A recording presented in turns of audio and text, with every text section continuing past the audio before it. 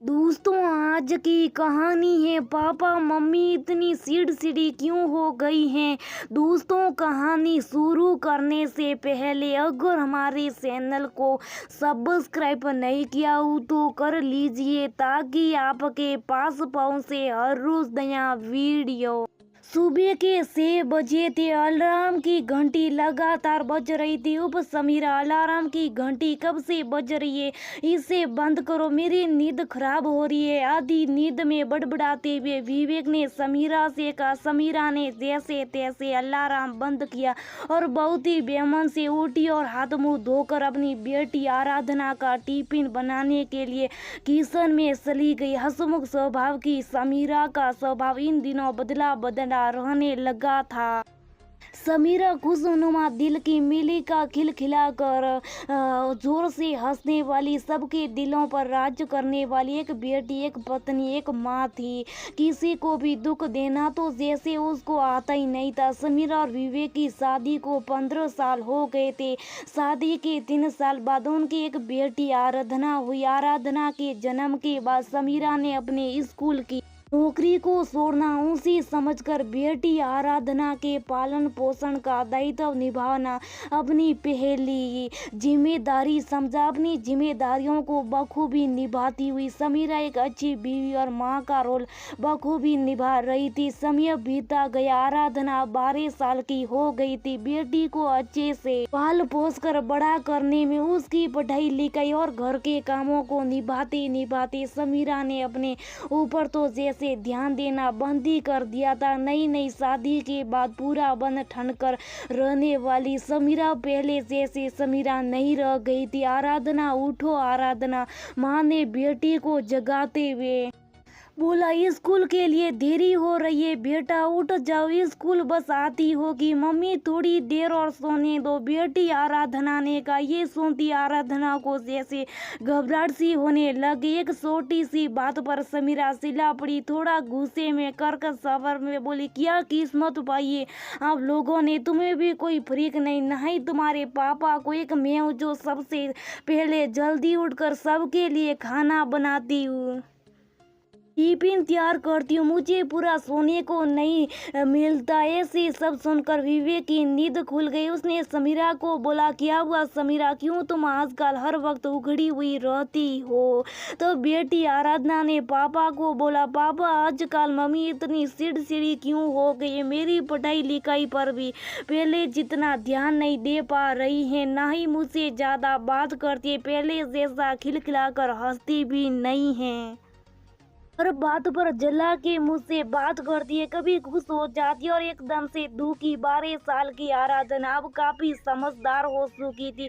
उसे अपनी माँ के अंदर आए बदलाव का साफ स्पष्ट पता लग रहा था। पापा, विवेक ने आराधना से कहा।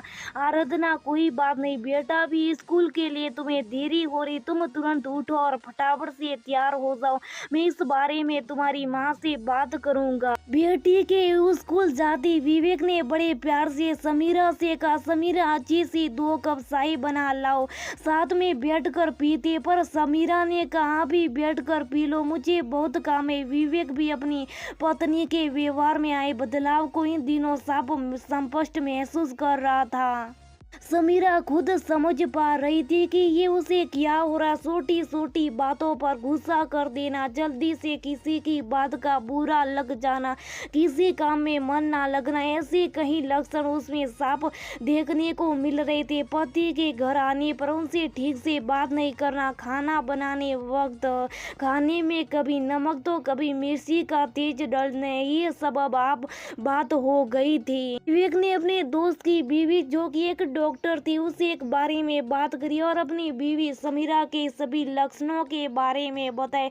तब डॉक्टर ने विवेक से कहा, विवेक, साली की उम्र तक आते आते महिलाओं में हार्मोन इवैल्यूएशन अशुद्धता की समस्या होने लगता है। कुछ महिलाओं में 40 से पहले भी या कुछ भी 40 के बाद ये समस्या देखने को मिल सकती है। आप पढ़े लिखे हो, जानते होंगे कि हार्मोन्स वे कारक होते जो शरीर की हर गतिविधि को कंट्रोल करते। कुछ हार्मोन्स हमारे मूड को नियंत्रित या अनियंत्रित करने का काम करते। नींद कम लेना भी इसका एक कारण होता है। इसलिए हर महिला, खासकर जब एक माँ हो, जो माँ बनने के बाद अपना काम, अपने बच्चे का, अपने परिवार का ध्यान रखती हो को अपने खान पान के साथ साथ अच्छी नींद लेना बहुत जरूरी है। जिस प्रकार के लक्षण समीरा ने देखने को मिल रहे हैं, हार्मोन्स के असंतुलित होने का ही नतीजा है। एक काम करो, समीरा को मेरी क्लिनिक में ले और मैं पूरी जांच पड़ताल करके आपको कुछ दवाइयाँ लेकर दे दूंगी।